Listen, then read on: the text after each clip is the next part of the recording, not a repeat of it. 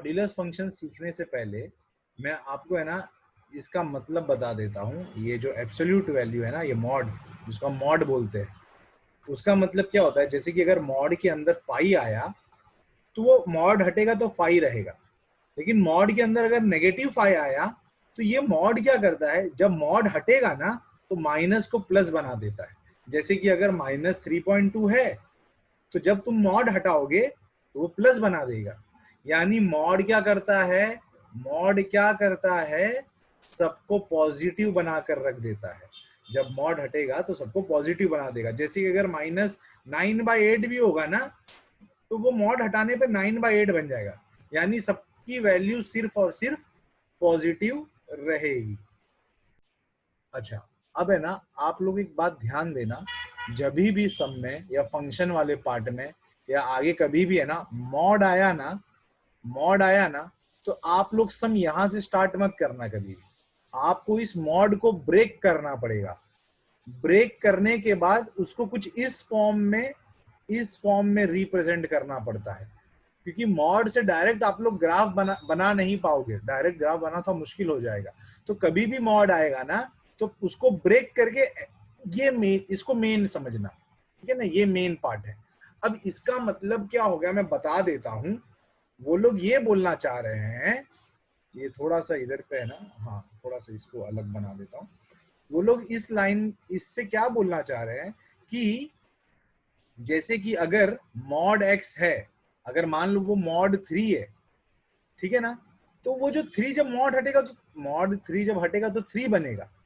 ठीक है, इसका मतलब वो वैल्यू ग्रेटर देन 0 रहने वाली है। ठीक है, ठीक है, या तो इक्वल, देखो ये मॉड यहाँ पे पॉजिटिव रहने वाला है। मैं वापस से बोलता हूं, मैं फिर से एक्सप्लेन करता हूं।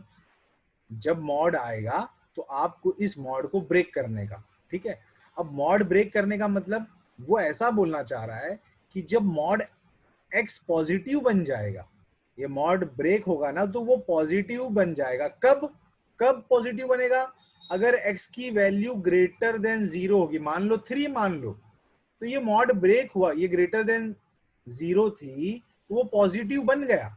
ठीक है ना, या तो वो क्या हो सकता है, इक्वल टू 0। अगर यहां 0 होता तो भी वो पॉजिटिव में ही देता। वैसे साइन 0 का कोई साइड नहीं होता, ठीक है, वो पॉजिटिव में ही देता।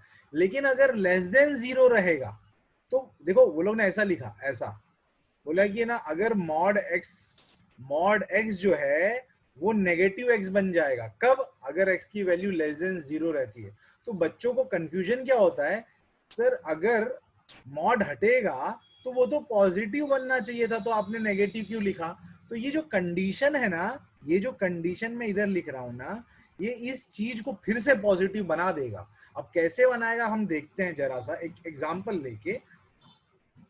मान लो मैंने ना x की वैल्यू -3 लिया, नंबर लाइन पे x की वैल्यू -3 लेता हूं। ठीक है, जब मैं -3 लेता हूं मॉड में, ये x की वैल्यू लेस देन 0 हो गई। तो जब x की वैल्यू लेस देन 0 में -3 लिखूंगा, मैं ये आगे पहले से माइनस लगा कर रखूंगा ताकि वो फिर से पॉजिटिव बन जाए।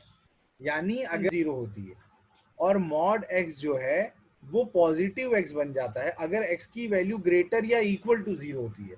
तो मैं उम्मीद करता हूं आपको ये वाला पॉइंट तो समझ में आ गया, ये वाला पॉइंट क्लियर हो गया। लेकिन जो ये वाला पॉइंट है ना, ये वाला पॉइंट वो क्या बताना चाह रहा है कि तुम जैसे ही ये आगे पहले से वो लोग माइनस लगा देंगे। अब ये मत सोचना सर नेगेटिव, अगर मॉड है तो वो पॉजिटिव बनना चाहिए। अब ये नेगेटिव लगाने का मतलब क्या है कि मैं पहले से नेगेटिव लगा कर रखा हूं। अब मान लो इधर पे ना x की वैल्यू लेस देन 0 ले लिया, ठीक है ना, -3 ले लेता हूं, -3 ले लेता हूं। ठीक है, तो जैसे ही इस -3 को इसके अंदर पुट करूंगा वो फिर से उसको पॉजिटिव बना देगा। तो मॉड आज भी तुम्हारा पॉजिटिव ही रहने वाला है। ठीक है, तो मैं उम्मीद करता हूं आपको ये समझ में आया। अब है ना हम मॉड का ग्राफ बनाते हैं। तो मॉड का ग्राफ है ना, मॉड एक्स का ग्राफ आप लोग खाली इतना याद रखो फिलहाल के लिए, v रहता है, सब v बनता है। अब ये v कैसे बनता है हम वो भी समझ लेते हैं। मॉड x का ग्राफ जो है ना, ये y इक्वल टू x जो है, और यहाँ पे y इक्वल टू -x होता है। दो दो बनता है, ये वाला फर्स्ट क्वाड्रेंट में बना और ये वाला हमने सेकेंड क्वाड्रेंट में लिया।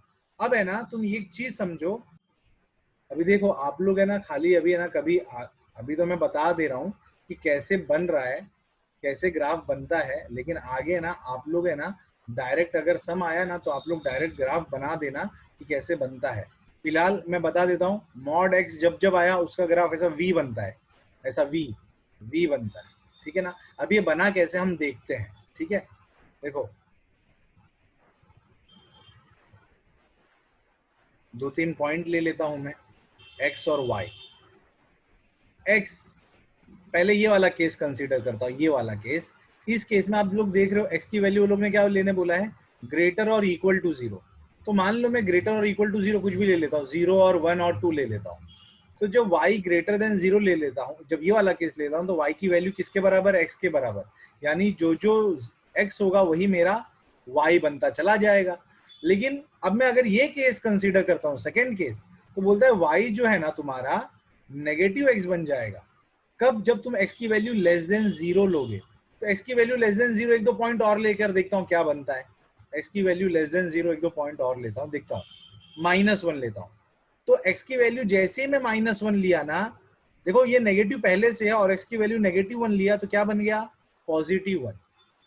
अच्छा अब मैं -2 लेता हूं, तो ये है ना y की वैल्यू -x देने वाला, तो x की वैल्यू मैंने -2 लिया तो अपने आप +2 बन गया।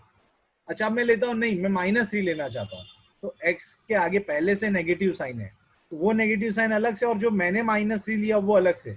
तो देखो बार बार है ना y हमेशा हमको पॉजिटिव मिलना था, वो यहाँ पे हर केस में y की वैल्यू पॉजिटिव है, भले हमने x पॉजिटिव लिया हो या नेगेटिव लिया हो। y बार बार मुझे क्या मिलना था, पॉजिटिव मिलना था, और वो पॉजिटिव दिया भी, ठीक है ना। अब ये ग्राफ हम थोड़ा सा बनाते हैं, थोड़ा सा स्क्रीन थोड़ा सा साफ कर लेता हूं मैं ताकि आप लोगों को समझ में आए। अब ये पॉइंट प्लॉट करते हैं, ये पॉइंट प्लॉट कर लेते हैं, देखते हैं पॉइंट प्लॉट करके। देखो x की वैल्यू 0 तो y की वैल्यू 0, तो पॉइंट जरा सा ले लेता हूँ, 1 2 3 4। ये तो -3 हमने लिया था ना, -3 आया था तो +3 आया था। ये -1 -2 -3, ये 1, ये 2, ये 3, ये -1, ये -2, ये -3, 0,0, तो ये रहा वो तो 1,1, तो x पे 1 y पे 1 ये रहा। यहाँ से गया ना x पे 1 y पे 1, फिर x पे 2 तो y पे 2, तो x पे 2 तो y पे 2, x पे 2 ये रहा, y पे 2 ये रहा। अच्छा x पे -1 तो y पे 1, x पे -1 ये रहा तो y पे 1 ये रहा, तो हमारा पॉइंट यहाँ आया, ठीक है। ये 3 पॉइंट हमारा आया।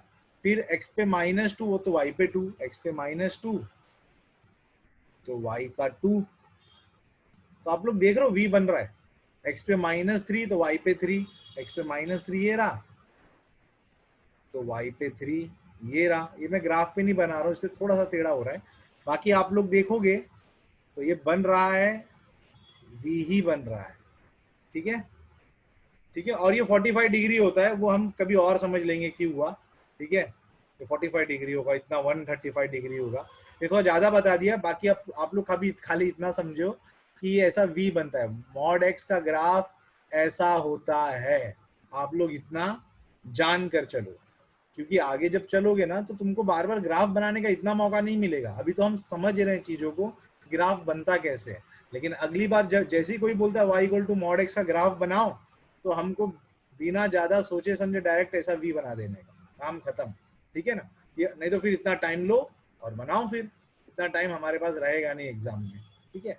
तो आप लोग कुछ कुछ ग्राफ याद भी रखा करो, लेकिन कहीं अटक गए तो इस तरीके से आप लोग बना सकते हो। अभी हम सीखने जा रहे हैं greatest integer function. Greatest integer function यानी y इक्वल टू, ये स्क्वायर ब्रैकेट में आप लोग x लिखने का। अब ये ब्रैकेट, स्क्वायर ब्रैकेट क्या है, ब्रैकेट वाला ब्रैकेट नहीं है, ये उसका सिंबल है, ठीक है ना। y को हम लोग f ऑफ x बोलते हैं, ठीक है। अच्छा अब एक चीज आप लोग और नोट डाउन कर लो, y equal to greatest integer function x का मतलब, इसका मतलब होता है इंटीजर प्लस पॉजिटिव फ्रैक्शन। मैं इसका मतलब अच्छे से और बताता हूं, इज इक्वल टू इंटीजर। अब ये क्या चीज मैंने लिखा मैं आपको यहां बताता हूं। मान लो मैं ग्रेटेस्ट इंटीजर फंक्शन 3 लिखता हूं, तो ग्रेटेस्ट इंटीजर मतलब हमको इंटीजर लिखना है, ठीक है ना, तो ये 3 बन जाएगा।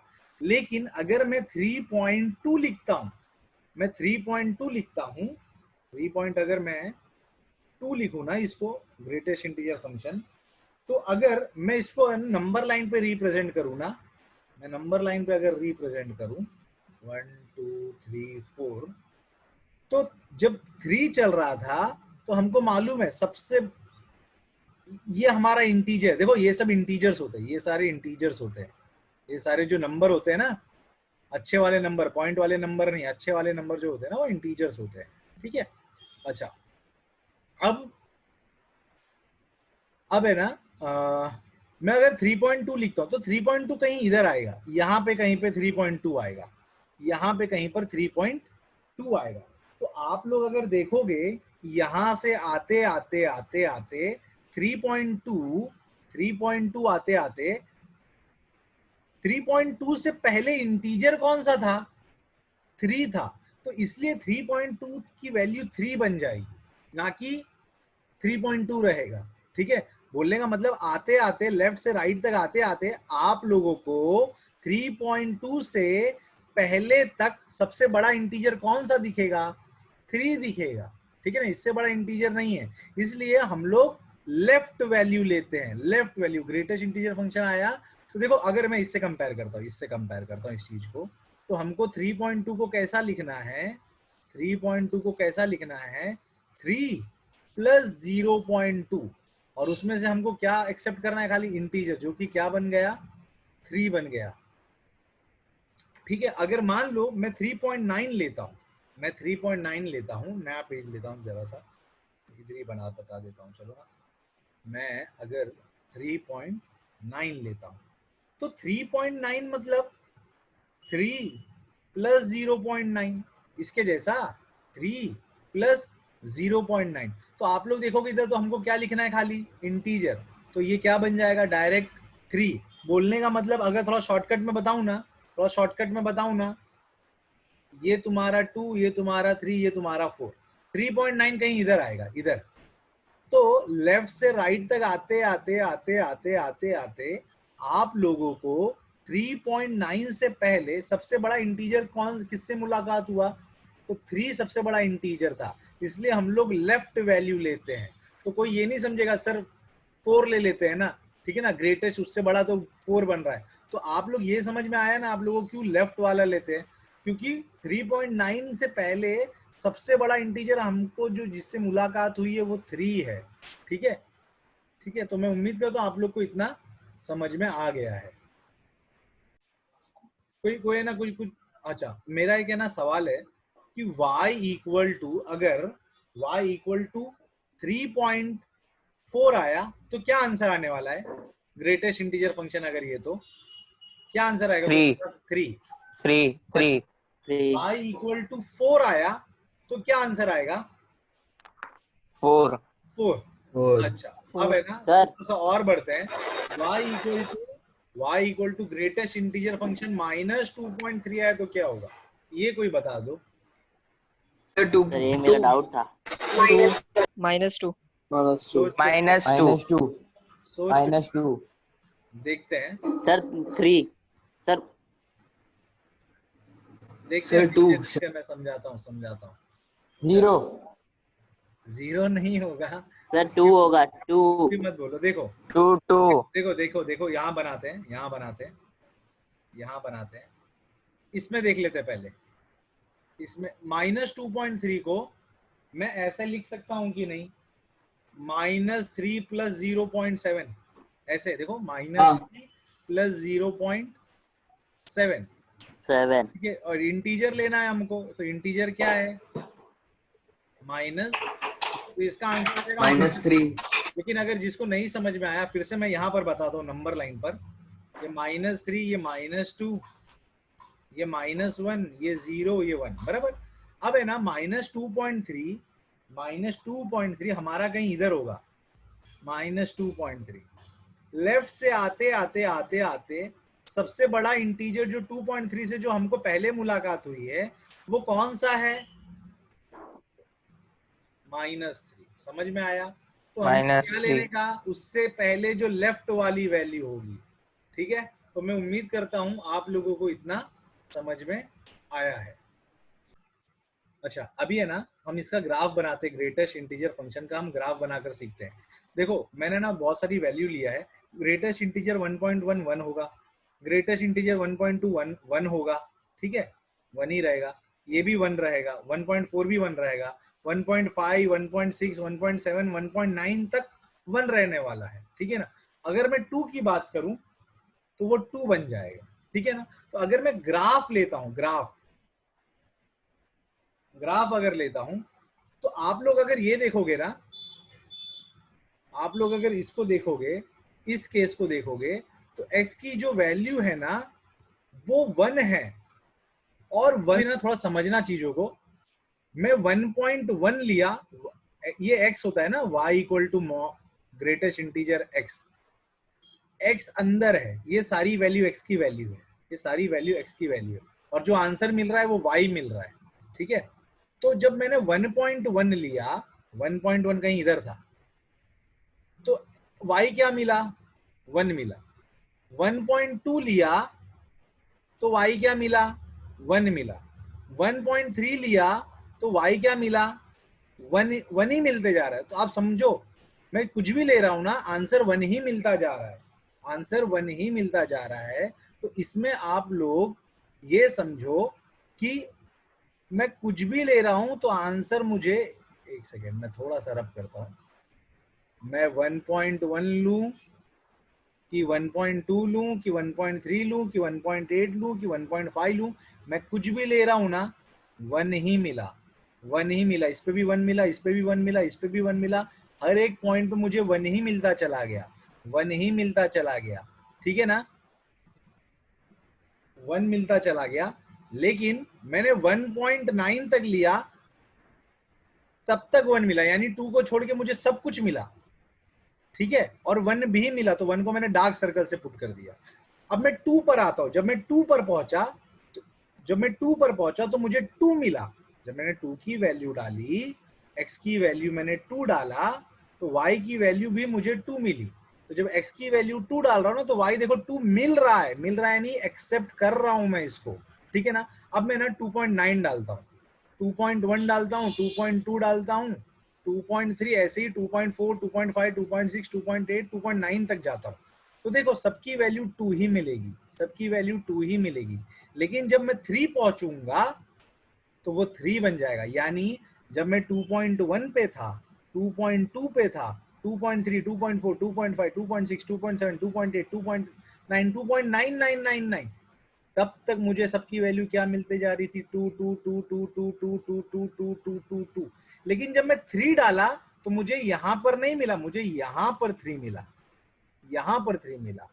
उसी तरीके से अगर मैं 3.1 डालूंगा तो 3 मिलेगा, 3.2 डालूंगा तो 3 मिलेगा, 3.3 डालूंगा तो 3 मिलेगा। यानी 4 आने तक हर चीज पर, यहाँ यहाँ यहाँ यहाँ यहाँ यहाँ यहाँ हर चीज पे मुझे सबकी वैल्यू 3 3 3 3 3 मिलते जाएगी। लेकिन जब 4 डालूंगा तो 3 नहीं मिल रहा है मुझे, ये वाला 3 नहीं मिल रहा है, इसलिए मैंने गैप कर दिया, और मुझे क्या मिल रहा है? खाली 4 मिल रहा है। तो उसका ग्राफ कुछ ऐसा चलेगा, ऐसा कुछ चलेगा, ठीक है।